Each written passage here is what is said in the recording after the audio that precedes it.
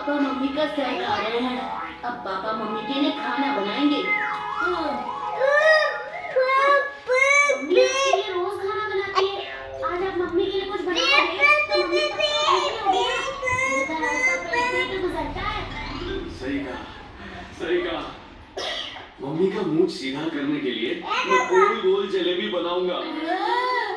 लेकिन ये जलेबी बनाते कैसे हैं?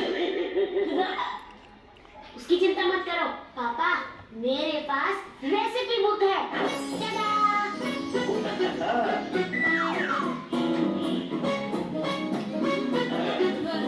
सही हो रहा है ना बंटी? नाचो नाचो बेबी नाचो। अच्छा बेटा जरा बुक नाचो तो एक बताना तो इसके आगे क्या? ওখানে লাফাও। गरम गरम जलेबी तैयार। क्या हो रहा है मेरे किचन में? डैड ने आपके लिए जलेबी बनाई है। এদিকে দেখো, হ্যালো বলে দাও, হ্যালো দাও, হাই বলে দাও, হাই बहुत बोलो, हाय बोलो। प्यार। এদিকে দেখো, এদিকে দেখো, तो হাই হাই বলো, হাই বলো, এই যে এই যে এই যে হাই হাই দেখো না, এদিকে দেখো, পরে ভিডিও বন্ধ করে দেবো। হাই বলো, হাই বলো।